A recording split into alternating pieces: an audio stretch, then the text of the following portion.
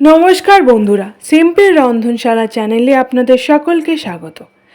আজ আমি আপনাদের সকলের সঙ্গে একটি চটপটা রেসিপি শেয়ার করে নিতে চলেছি। টেস্টি মুখরোচক রিং ফ্রাই, যেটা এই বর্ষাকালে বা বর্ষার দিনে খেতে একেবারে জমে যাবে। তো চলুন বন্ধুরা, কিভাবে আমি এই রেসিপিটা বানাচ্ছি সেটা পুরোটা স্কিপ না করে দেখতে থাকুন এবং ভালো লাগলে লাইক করুন, শেয়ার করুন, আমাদের চ্যানেলটিকে সাবস্ক্রাইব করে দিন। তো চলুন বন্ধুরা দেখে নিই। রিং ফ্রাই বানানোর জন্য প্রথমেই আমি নিয়ে নিয়েছি গাজর, বাঁধাকপি আর পেঁয়াজ। সমস্ত সবজিগুলোকে খুব ভালো করে গ্রেট করে নেব। প্রথমেই বাঁধাকপিটাকে গ্রেট করে নিচ্ছি খুব ভালো করে। আপনারা চাইলে সরু সরু করে কেটেও নিতে পারেন। এরপরে কয়েকটা কাঁচা লঙ্কা টুকরো করে কেটে নিচ্ছি। অবশ্য যদি আপনারা ঝাল খেতে চান তাহলে আরও বেশি দিতে পারেন। নিয়ে নিচ্ছি আদা টুকরো বা আদাটাকেও গ্রেট করে নিচ্ছি। এবার একটা ভাজা মশলা তৈরি করে নেব। জিরে, গোটা ধনে, গোটা গরম মশলা, শুকনো লঙ্কা শুকনো খোলায় ভেজে সেটাকে গুঁড়ো করে নিচ্ছি এবং এর সাথে নিয়ে নিয়েছি সিদ্ধ করা আলু। এবারে আমি একটা পুর বানাবো। তার জন্য কড়াইতে সামান্য পরিমাণে সর্ষের তেল দিয়ে তেলটা গরম হয়ে এলে প্রথমে মৌরি দিয়ে দিলাম, তারপর দিয়ে দিলাম পেঁয়াজ কুচি, লঙ্কা কুচি এবং তার সাথে দিয়ে দিচ্ছি গাজর কুচি। সমস্ত সবজিগুলোকে খুব ভালো করে ভেজে নিতে হবে। মিডিয়াম থেকে লো ফ্লেমে একটু সময় দিয়ে আমি হালকা হালকা করে সবজিগুলো ভেজে নেব। খুব ভালো করে ভাজা হচ্ছে। এতে আমি দিয়ে দিলাম চীনাবাদাম। বাদাম দেওয়ার ফলে কিন্তু টেস্টটাও খুব ভালো হবে এবং পুরটা খেতেও খুব ভালো হবে।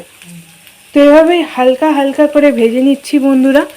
এরপর আমি দিয়ে দেব গ্রেট করে রাখা ক্যাবেজ বা বাঁধাকপি। বাঁধাকপি দেওয়ার পরেও এটাকে মিডিয়াম থেকে লো ফ্লেমে এভাবেই ভেজে যেতে হবে। অবশ্যই খেয়াল রাখতে হবে যাতে সবজিগুলো পুড়ে না যায় বা কাঁচা না থাকে, সেই জন্য মিডিয়াম থেকে লো ফ্লেমে এটাকে ভেজে নেব।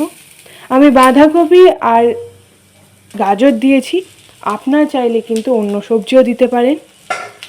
সবজিগুলো ভাজা ভাজা হয়ে এসছে অল্প। এবার আমি দিয়ে দেব সিদ্ধ করে রাখা আলু। তারপরে দিয়ে দিচ্ছি হাফ চামচ হলুদ গুঁড়ো, পরিমাণ মতো নুন।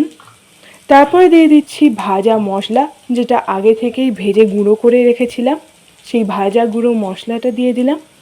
তারপরে দিয়ে দিলাম ধনে গুঁড়ো। সমস্ত গুঁড়ো মশলাগুলো দিয়ে এবার আমি সবজির সাথে আরও ভালো করে মিশিয়ে নেব, যাতে মশলা এবং সবজির কাঁচা ভাবটা না থাকে। আদা দিয়ে বেশিক্ষণ কষানো যাবে না, তাই আদাটা আমি সবার শেষেই দেব। দিয়ে দিচ্ছি সামান্য পরিমাণে চিনি, যাতে স্বাদটা ঠিকঠাক থাকে এবং টেস্টটা ব্যালেন্স হয়। এরপর দিয়ে দিচ্ছি কাসুন্দি, প্রায় 1 চামচ, এবং তার সাথে দিয়ে দিচ্ছি পাতিলেবুর রস। এবার আরও একবার খুব ভালো করে সবটাকে নেড়ে নেব। দেখুন বন্ধুরা, পুর কিন্তু একেবারে রেডি হয়ে গেছে এবং এটার টেস্টটাও খুব ভালো হয়েছে। এবার আমি এটাকে একটি পাত্রে নামিয়ে নেব এবং পুরটাকে কিছুক্ষণের জন্য ঠান্ডা হতে দেব। পুর ততক্ষণ ঠান্ডা হোক বন্ধুরা, ততক্ষণ আমরা বাকি জিনিসগুলো তৈরি করে নিই। তো রিং ফ্রাই বানানোর জন্য প্রথমেই একটি পাত্রে আমি 3 কাপ ময়দা নিয়ে নিয়েছি। যে কাপ পরিমাণ কিন্তু ঠিকঠাক মেপেই ময়দাটা নেবেন, তবে আপনারা চাইলে বেশিও নিতে পারেন।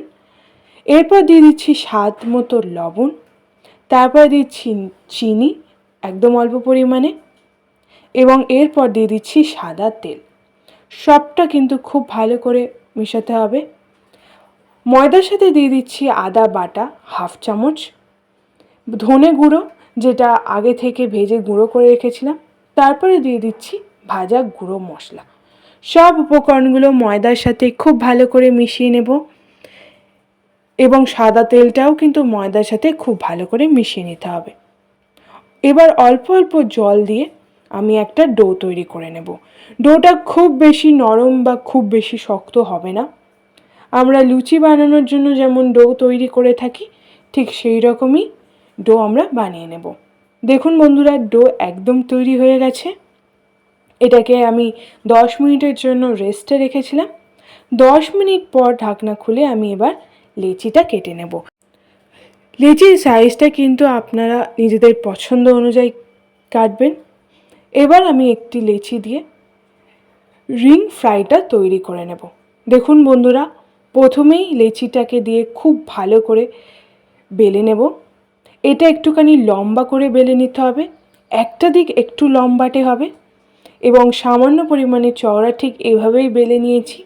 এরপর আমি একটা সাইডে পুরটা এইভাবে দিয়ে দেব লেচির গায়ে। বেশি করে দেব না, কারণ এটাকে মুড়তে হবে এবং পুরটা যাতে বাইরে বেরিয়ে না যায়, ঠিক সেই পরিমাণে সেইভাবেই আমি পুরটা দিয়ে দিচ্ছি। পুরটা দেওয়া হয়ে গেছে। এরপর আমি একটি কোণ এভাবেই তুলে নিয়ে পুরটাকে রোল করে দেব। অবশ্যই এটা ভালো করে দেখে নিন, কারণ এই ট্রিক্স মেনেই কিন্তু ঠিকভাবে করতে হবে। তো এভাবেই আমি দুদিকটা খুব ভালো করে মুড়ে দিচ্ছি।